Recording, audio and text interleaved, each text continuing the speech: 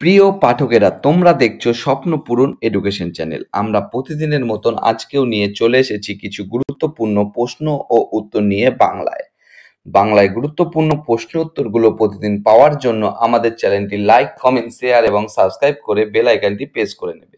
Bell আইকনটি press করে নিলে নতুন নতুন ভিডিও নোটিফিকেশনগুলো তোমরা খুব সহজেই পেয়ে যাবে। এবং আপকামিং পরীক্ষার জন্য এই প্রশ্ন উত্তরগুলো কিন্তু খুব গুরুত্বপূর্ণ, তাই ভুলেও কেউ ভিডিওটা স্কিপ করবে না, পুরো ভিডিওটা অবশ্যই মনোযোগ সহকারে দেখবে। এবং নতুন যারা আমাদের চ্যানেলে প্রশ্ন উত্তরের ভিডিওগুলো দেখছো তারা অবশ্যই লাইক, কমেন্ট, শেয়ার এবং সাবস্ক্রাইব করে বেল আইকনটি প্রেস করে নেবে। এবং তোমরা তোমাদের বন্ধু বান্ধব এবং আত্মীয় স্বজন যারা চাকরির পরীক্ষার প্রস্তুতি নিচ্ছে তাদের সবাইকে এই ভিডিওগুলো শেয়ার করে দেবে। এবং তোমরা কিন্তু অবশ্যই কমেন্ট বক্সে কমেন্ট করে জানাবে তোমাদের কোন বিষয়ের উপর ভিডিওর প্রয়োজন আছে, আমরা সেই বিষয়ের উপর ভিডিও নিয়ে আসার চেষ্টা করব। এবং তোমরা কিন্তু আজকের প্রশ্নগুলো দেখা মাত্রই কমেন্ট বক্সে উত্তর করার চেষ্টা করবে এবং সর্বশেষে কমেন্ট বক্সে কমেন্ট করে জানাবে কটি উত্তর সঠিক দিতে পেরেছো। তাই আর সময় নষ্ট না করে চলে আসি আজকের প্রথম প্রশ্নে।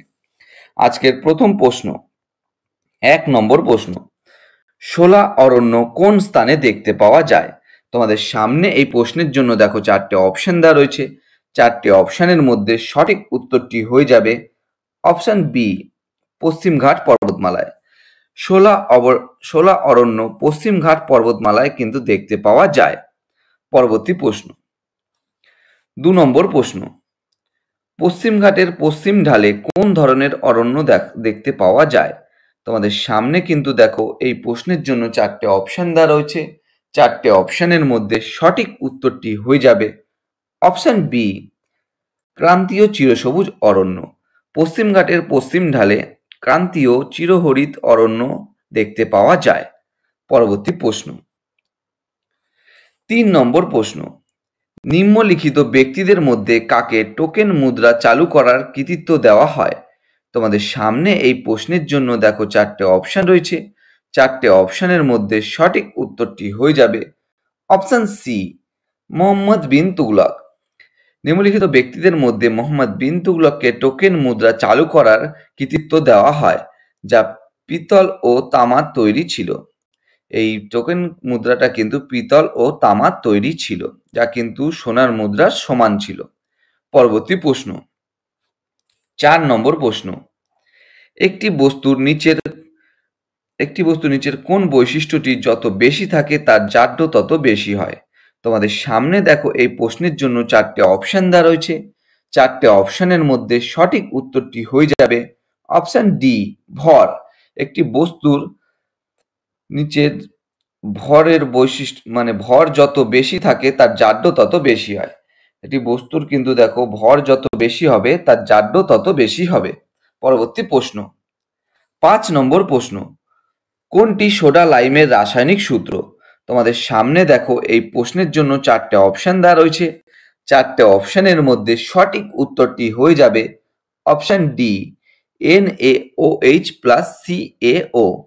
NaOH সমান, এটা কিন্তু সোডিয়াম হাইড্রোক্সাইড এবং CaO ক্যালসিয়াম অক্সাইড। এটা কিন্তু সোডা লাইমের রাসায়নিক সূত্র।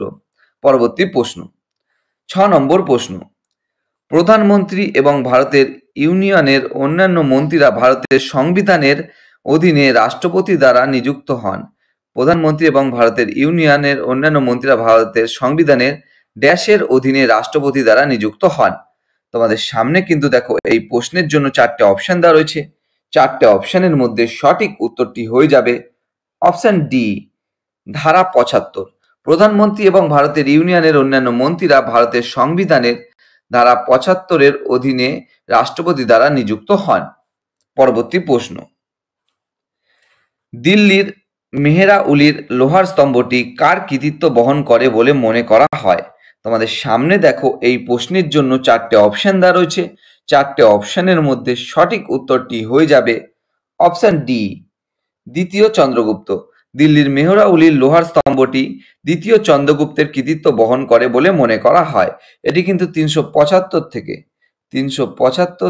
415 মধ্যে তৈরি করা হয়েছিল। 415 মধ্যে তৈরি করা হয়েছিল। পরবর্তী প্রশ্ন, 8 নম্বর প্রশ্ন, ফুড ফর ওয়ার্ক প্রোগ্রামটি কোন পঞ্চবার্ষিকী পরিকল্পনাতে শুরু হয়েছিল? তোমাদের সামনে দেখো এই প্রশ্নের জন্য 4টে অপশন দেওয়া রয়েছে। 4টে অপশনের মধ্যে সঠিক উত্তরটি হয়ে যাবে অপশন ডি দশম। ফুড ফর ওয়ার্ক প্রোগ্রামটি দশম পঞ্চবার্ষিক পরিকল্পনাতে শুরু করা হয়েছিল, যা 2000 থেকে 2005 পর্যন্ত স্থায়ী ছিল। এটা কিন্তু দশম পরিকল্পনাটা কিন্তু 2000 থেকে 2005 পর্যন্ত স্থায়ী ছিল। পরবর্তী প্রশ্ন, 9 নম্বর প্রশ্ন, কোন দেশ 2030 এশিয়ান গেমসের আয়োজন করবে? তোমাদের সামনে দেখো এই প্রশ্নের জন্য 4টে অপশন দেওয়া রয়েছে। 4টে অপশনের মধ্যে সঠিক উত্তরটি হয়ে যাবে অপশন ডি কাতার। কাতার দেশ 2030 সালে এশিয়ান গেমসের আয়োজন করবে। পরবর্তী প্রশ্ন, 10 নম্বর প্রশ্ন, বোকারো ইস্পাত কারখানার কোন নদীর জল ব্যবহৃত হয়? তোমাদের সামনে দেখো এই প্রশ্নের জন্য 4টে অপশন দেওয়া রয়েছে। 4টে অপশনের মধ্যে সঠিক উত্তরটি হয়ে যাবে অপশন ডি দামোদর। বোকারো ইস্পাত কারখানা দামোদর নদীর জল ব্যবহৃত হয়। এই বোকারো ইস্পাত কারখানাটা কিন্তু 1964 সালে তৈরি হয়েছিল এবং এর নির্মাণ কাজ শুরু হয় কিন্তু এখান থেকে লৌহ ইস্পাত তৈরি করা নির্মাণ কাজটা কিন্তু 1968 সাল থেকে কিন্তু শুরু হয়েছিল। প্রথম কিন্তু বোকারো ইস্পাত কারখানাটা 1964 সালে তৈরি হয়ে গেছিল এবং লৌহ ইস্পাত উৎপাদন কিন্তু 1968 সাল থেকে শুরু হয়। পরবর্তী প্রশ্ন, 11 নম্বর প্রশ্ন, এ সুইটেবল বয় উপন্যাসটির লেখক কে? তোমাদের সামনে 4টে অপশন রয়েছে। 4টে অপশনের মধ্যে সঠিক উত্তরটি হয়ে যাবে option C Vikram Seth. A suitable boy উপন্যাসটির লেখক বিক্রম শেঠ। ইনি কিন্তু 1993 সালে এটি লিখেছিলেন। 1993 সালে কিন্তু এটি লিখেছিলেন। পরবর্তী প্রশ্ন, 12 নম্বর প্রশ্ন, কোন যন্ত্রের সাহায্যে বিদ্যুৎ প্রবাহ মাপা যায়? তোমাদের সামনে দেখো এই প্রশ্নের জন্য 4টে অপশন রয়েছে।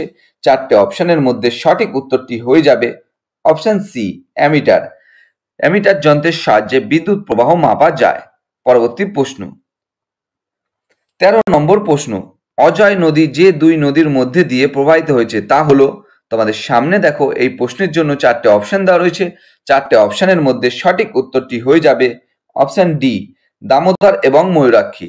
অজয় নদী যে দুই নদীর মধ্যে দিয়ে প্রবাহিত হয়েছে তা হচ্ছে দামোদর এবং ময়ূরাক্ষী।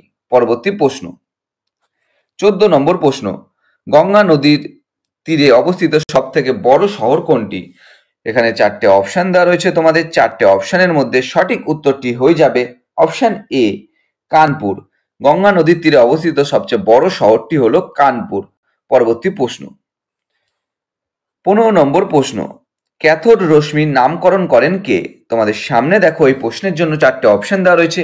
4টে অপশনের মধ্যে সঠিক উত্তরটি হয়ে যাবে অপশন সি গোল্ডস্টাইন।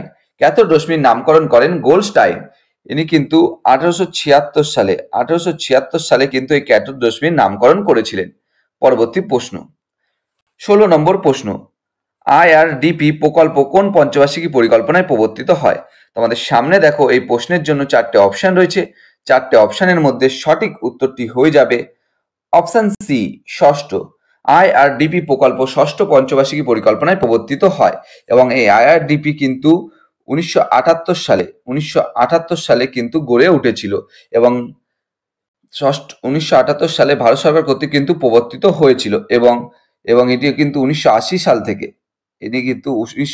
সাল থেকে এর বাস্তবায়ন শুরু হয়। তাহলে আইআরডিপি কিন্তু 1978 সালে তৈরি হয়ে গেছিল এবং ভারত সরকার কর্তৃক কিন্তু 1980 সাল থেকে এর বাস্তবায়ন হয় এবং ষষ্ঠ পঞ্চবার্ষিক পরিকল্পনার সময়কাল হলো 1980 থেকে 1985। পরবর্তী প্রশ্ন, 16 নম্বর প্রশ্ন, হেপারিন ক্ষরণ করে কোন শ্বেত রক্তকণিকা?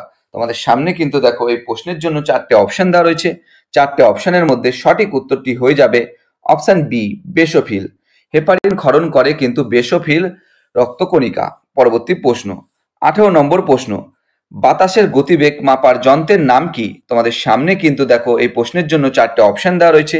4টে অপশনের মধ্যে সঠিক উত্তরটি হয়ে যাবে অপশন বি অ্যানিমোমিটার।